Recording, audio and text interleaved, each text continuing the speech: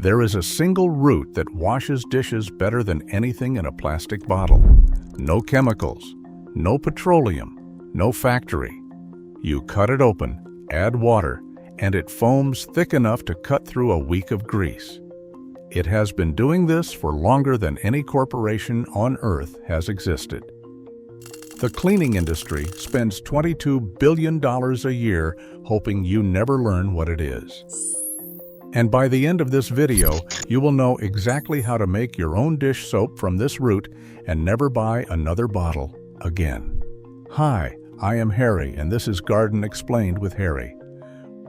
Walk into your kitchen right now, pick up the bottle next to the sink, turn it around, read the back. Sodium lauryl sulfate, sodium laureth sulfate, methylisothiazolinone, cocamidopropyl betaine. Fragrance, dye. These are petroleum derivatives. Every single one of them begins life in an oil well. Crude oil gets pumped out of the ground, sent to a refinery, broken into chemical fractions. Those fractions get shipped to a synthesis plant where they are combined under heat and pressure into surfactant compounds. Those compounds get mixed with preservatives, stabilizers, thickeners, and colorants in an industrial mixing facility. Then they get pumped into plastic bottles molded from more petroleum, then loaded onto trucks, driven to warehouses, shipped to grocery stores, stacked on shelves, and sold to you for $4.99. That is the supply chain for the soap sitting next to your sink right now. 9 steps, 3 continents, thousands of miles, all to produce something that makes water foamy enough to lift grease off a plate. Now imagine something different. Somewhere in the American Southwest, in dry, cracked soil where almost nothing else survives, a single root sits underground. It needs no water, no fertilizer, no pesticide, no human attention of any kind. It has been growing in that same soil for 30 years. You walk over to it. You dig down 6 inches. You cut a section of root the size of your forearm. You peel off the bark. You drop the white flesh into a bowl of warm water. You crush it with your hands. Within 30 seconds, thick white foam rises between your fingers. This foam cuts grease. It lifts oil. It cleans glass. It washes dishes. It rinses clear and leaves no residue. It biodegrades completely within 72 hours, and the root you cut it from will regrow and produce more next season without any help from you. So why is this root not in every household in the country? That question has a very specific answer, and the answer is not science. The answer is economics. The global dish soap market was valued at $22 billion in 2023. Procter & Gamble, Henkel, Colgate-Palmolive, Unilever. These 4 companies control more than 60% of the market. Their products share one thing in common.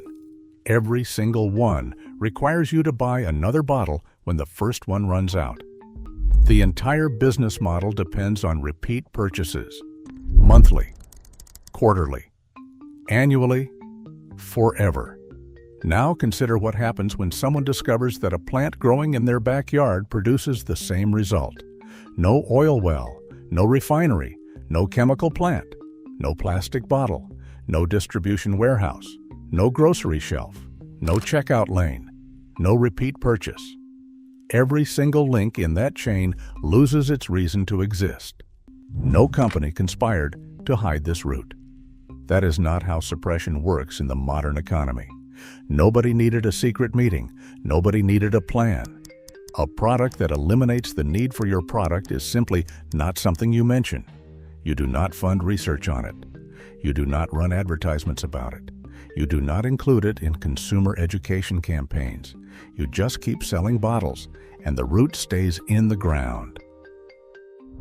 But someone did use it for a very long time, and the proof is still in the ground. In the American Southwest, across what is now Arizona, New Mexico, Utah, and parts of northern Mexico, Indigenous communities maintained a cleaning technology for over 1,000 years that required no fire, no animal fat, no lye, and no trade goods of any kind. The Navajo used it, the Hopi used it, the Pueblo peoples used it, the Apache used it, the Tohono O'odham used it.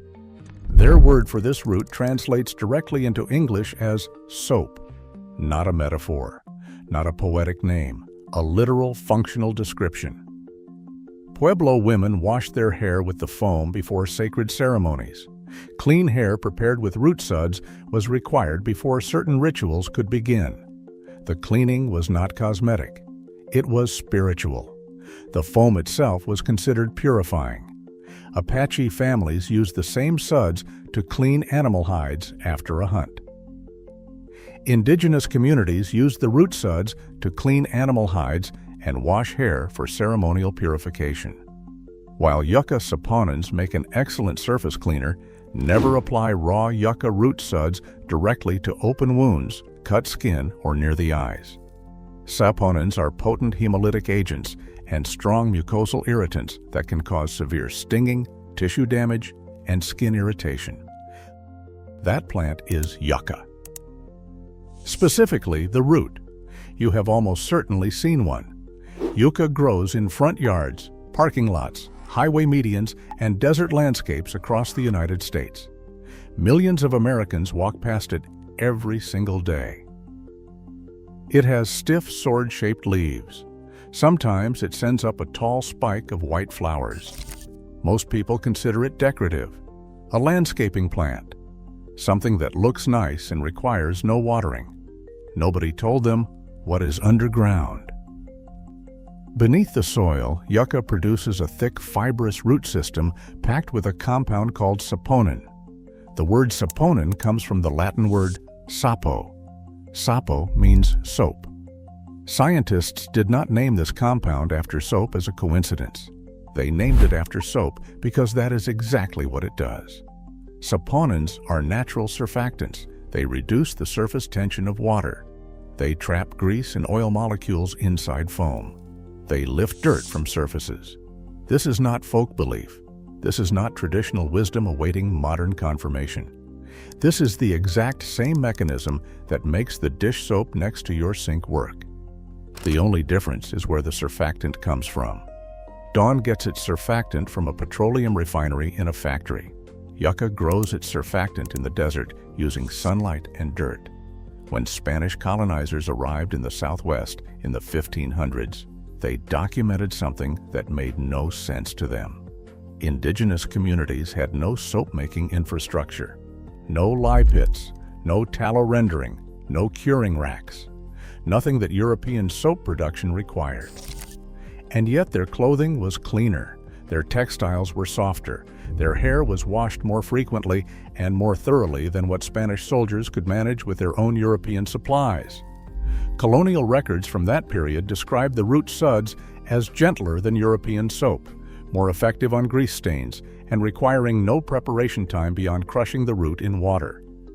The Spanish watched this happen. They documented it. They wrote it down. And then they continued selling their own soap because they had soap to sell. 400 years later, the pattern has not changed. The modern cleaning industry depends on one assumption: that soap must be manufactured, that it requires factories and chemists and supply chains and plastic and petroleum. This assumption is the foundation of a $22 billion market.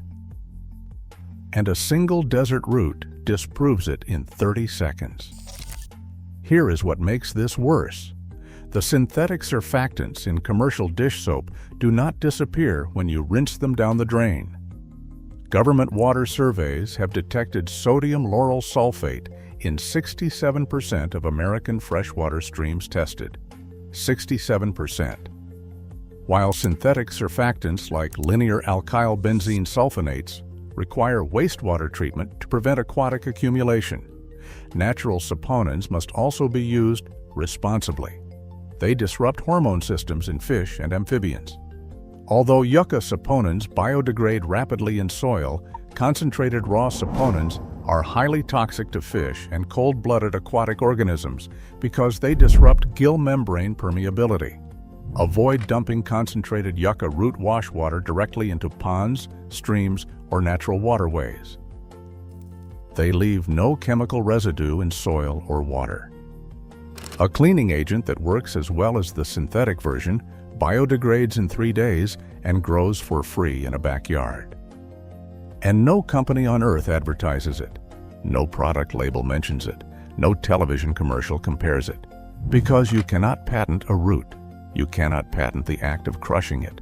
You cannot patent adding water. Every single step of yucca soap production has existed in the public domain for 1,000 years. There is no intellectual property to protect, no barrier to entry, no competitive advantage, no profit margin, no shareholder value. The funding flows toward products that generate revenue. The research follows the funding. The consumer follows the research, and the root stays in the ground, making soap for no one, until now. Here is how you do this yourself. Yucca grows in USD, hardiness zones 5 through 11. That covers most of the continental United States, from Montana down to Florida and everything in between. It survives temperatures from -15 degrees Fahrenheit to 120 degrees Fahrenheit. It tolerates drought. It tolerates poor soil. It tolerates rocky ground, sandy ground, clay ground. It tolerates complete neglect. These are not the characteristics of a delicate garden plant. These are the characteristics of a survival crop. If you do not already have yucca growing on your property, buy a starter plant from any nursery or garden center. They are common and inexpensive. Plant it in full sun. Space multiple plants 3 to 4 feet apart. Water once during planting. Then stop. The plant takes over from there. Within 3 to 5 years, the root system will be large enough to harvest. Individual yucca plants live 40 to 50 years. One planting. Decades of soap. To harvest, dig around the base of a mature plant. Expose a section of root. You do not need to remove the entire root system. Cut a section the length of your forearm. Leave the rest attached and connected to the plant. Cover the exposed area with soil. The plant heals itself. The root regenerates. You can harvest from the same plant every single year for decades without killing it. This is not destructive foraging. This is pruning. Take your harvested root section to the kitchen. Peel the outer bark with a knife. The bark is tough and fibrous. Beneath it you will find white or cream-colored flesh. Cut this flesh into chunks roughly 1 inch thick. Place the chunks in a bowl. Add warm water, not boiling, just warm. Now crush the root pieces with your hands. Squeeze them, knead them, press them against the side of the bowl. Within 30 seconds you will see foam, white, thick, slippery foam rising from the water. This is saponin being released from the plant cells into the liquid. This is soap. Strain out the root fibers through a mesh strainer or cheesecloth. The liquid that remains is your dish soap. Use it exactly as you would use the commercial version. Squirt it onto a sponge. Apply to dishes. It cuts grease. It lifts food residue. It rinses clean. Your plates will not feel slimy. Your glasses will not streak. The foam disappears down the drain and biodegrades before it reaches any waterway. For a stronger concentration, simmer the root chunks in water on the stove for 20 minutes. Do not boil rapidly. A gentle simmer. Let the liquid cool. Strain. This version produces thicker foam and stores longer. Pour it into a glass jar. Keep it in the refrigerator. It lasts 7 to 10 days. One medium root section produces enough soap liquid for approximately 2 weeks of normal household dishwashing. The root cost you nothing. The water cost a fraction of a cent. The processing took 5 minutes and a knife. No factory, no refinery, no plastic, no label, no brand, no quarterly earnings report. You can also use the same liquid as hand soap, as shampoo, as a general surface cleaner for countertops and glass. Indigenous communities used it for all of these purposes and more. The saponins do not discriminate between grease on a plate and oil in hair. Surfactant chemistry works the same way regardless of the surface. The cleaning aisle at your grocery store contains 47 different products for 47 different surfaces. All of them are variations of the same basic chemistry. Surfactant in water, that is all soap is. And a single yucca root produces it in a bowl on your kitchen counter in less time than it takes to drive to the store. $22 billion. That is the size of the industry that depends on you never learning this. Not because the information is secret, not because anyone locked it away, but because the economics of attention work exactly like the economics of soap. What cannot be sold cannot be marketed.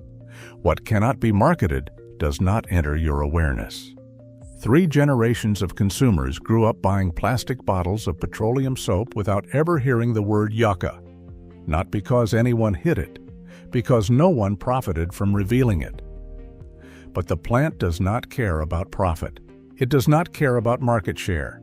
It does not care about brand loyalty or advertising budgets or shelf placement strategies. It has been making soap in silence for longer than any company on this planet has existed. It made soap before plastic was invented, before petroleum was refined, before the word detergent existed in any language. And it is still there, still growing, still producing. In the front yards of people who have no idea what sits 6 inches beneath their feet.